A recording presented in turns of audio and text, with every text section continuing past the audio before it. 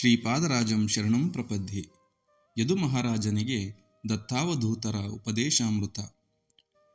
ದತ್ತಾವಧೂತರ 24 ಗುರುಗಳಲ್ಲಿ 20ನೆಯದು ಕುಮಾರಿ. ಹಳ್ಳಿಯೊಂದರಲ್ಲಿ ಒಬ್ಬ ಹುಡುಗಿಯ ತಾಯ್ತಂದೆಯರು ಅವಳೊಬ್ಬಳನ್ನೇ ಮನೆಯಲ್ಲೇ ಬಿಟ್ಟು ಕುಲದೇವತೆಯ ಯಾತ್ರೆ ಕೈಗೊಂಡಿದ್ದರು.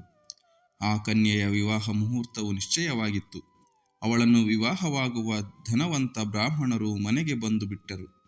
ಆ ಕನ್ಯೆಯು ನಾಚಿಕೆಯಿಂದ ಒಳಗಿನಿಂದಲೇ ಅವರಿಗೆ ಹೂವು, ಹಣ್ಣು, ತಾಂಬೂಲ, ಆಸನಾದಿಗಳನ್ನು ಒದಗಿಸಿದಳು. ಇದನ್ನು ಕಂಡ ಬ್ರಾಹ್ಮಣರು ಕನ್ಯೆಯೊಬ್ಬಳೇ ಮನೆಯಲ್ಲಿದ್ದಾಳೆಂದು ತಿಳಿದುಕೊಂಡರು. ಬಂದವರಿಗೆ ಊಟೋಪಚಾರದ ವ್ಯವಸ್ಥೆಯನ್ನು ಮಾಡಬೇಕಾಯಿತು. ಬಾನಿಯಲ್ಲಿರುವ ಭತ್ತವನ್ನು ತೆಗೆದು ಕುಟ್ಟಬೇಕಾಗಿತ್ತು. ಒನಕೆಯಿಂದ ಕುಟ್ಟುವಾಗ ಗಾಜಿನ ಬಳೆಯ ಶಬ್ದವಾಗುವುದೆಂದು ಅವಳು ಆಲೋಚಿಸಿದಳು. ನನ್ನ ಕೈಯಲ್ಲಿರುವ ಬಳೆಗಳು ಒಡೆದು ಹೋದರೆ ಕಲ್ಯಾಣ ಮುಹೂರ್ತಕ್ಕೆ ಅಶುಭ ಚಿಹ್ನೆಯಾಗಿ ಬಿಡುವುದು. ನನ್ನ ಪತಿ 100 ಕಾಲ ಚೆನ್ನಾಗಿರಬೇಕು. ಆದುದರಿಂದ ಬಳೆ ಹೊಡೆದು ಹೋದರೆ ಮೂಢತನವಾಗುವುದು. ಹಾಗಾಗಿ ಒಂದೊಂದು ಕೈಯಲ್ಲಿ ಒಂದೇ ಬಳೆ ಇಟ್ಟುಕೊಂಡರೆ ಒಳ್ಳೆಯದು ಎಂದುಕೊಂಡು ಹಾಗೆಯೇ ಮಾಡಿದಳು. ಆದ್ದರಿಂದ ಭತ್ತ ಕುಟ್ಟುವಾಗ ಬಳೆಗಳ ಶಬ್ದವು ಇಲ್ಲದಾಯಿತು. ಓ ರಾಜನೇ, ಆ ಕನ್ಯೆ ಮಾಡಿದ ಉಪಾಯದಿಂದಲೂ ನಾನೊಂದು ತತ್ವವನ್ನು ಕಲಿತೆ. ನೀನು ರಾಜನೆಂದು ಎಲ್ಲರನ್ನೂ ಅಡಿಯಾಳಾಗಿ ಮಾಡಿಕೊಂಡು ತಾನು ಶತ್ರುಗಳನ್ನು ಎದುರಿಸಲು ಬಹು ಸಮರ್ಥನೆಂದು ಹೇಳಿಕೊಳ್ಳುವೆ. ಇದು ಗರ್ವದಿಂದ ಕೂಡಿದೆ. ಕಾಮಕ್ರೋಧಾದಿಗಳನ್ನು ನಾಶ ಮಾಡದೆ ನಾನು ಶತ್ರುಗಳನ್ನು ಎದುರಿಸಬಲ್ಲೆನೆಂದು ಹೇಳಿಕೊಳ್ಳುವುದು ಸಮಂಜಸವಲ್ಲ.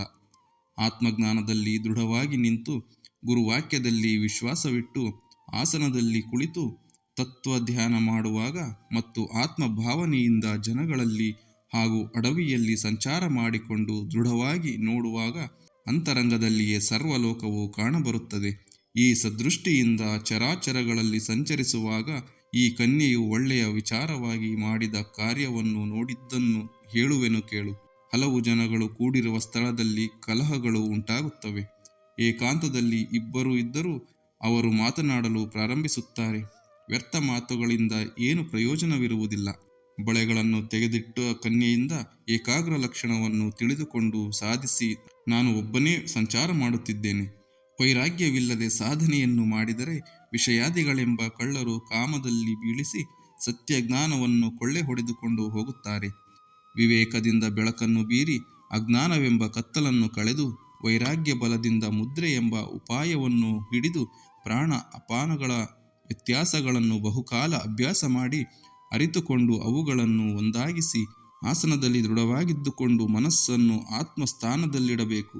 ಮನಸ್ಸನ್ನು ಏಕಾಗ್ರ ಮಾಡಿ ಷಟ್ಚಕ್ರಗಳನ್ನು ಭೇದಿಸಿ ವೈರಾಗ್ಯವೆಂಬ ಕವಚವನ್ನು ಧರಿಸಿ ಧ್ಯಾನವೆಂಬ ಖಡ್ಗವನ್ನು ಹಿಡಿದು ಸಂದೇಹಗಳನ್ನು ನೀಗಿ ನಿದ್ರೆಯನ್ನು ತನ್ನ ದಾಸನನ್ನಾಗಿಸಿಕೊಂಡು ಹಗಲಿರುಳು ಸಾವಧಾನವಾಗಿದ್ದುಕೊಂಡು ಯೋಗವೆಂಬ ಕೋಟೆಯನ್ನು ಹತ್ತಿ ರಣರಂಗದಲ್ಲಿ ವೀರನಾಗಿ ಶುಭ ವಾಸನೆಗಳೆಂಬ ಸತ್ಯದ ಬಲವು ಮುಂದೆ ನಡೆಯುತ್ತಿರಲು ಜ್ಞಾನವೃತ್ತಿಯು ಆತ್ಮನಿಂದ ಎದ್ದು ಕಾಮಾದಿ ಶತ್ರುಗಳ ಜೊತೆ ಯುದ್ಧ ಮಾಡಿ ಅವರನ್ನು ನಾಶಗೊಳಿಸಿ ಆತ್ಮನಲ್ಲಿ ಏಕಾಗ್ರತೆ ಹೊಂದಿ ಅಹಂಕಾರ ಮಮಕಾರವೆಂಬ ಕಾವಲುಗಾರರನ್ನು ಕಡಿದು ಹಾಕುತ್ತದೆ.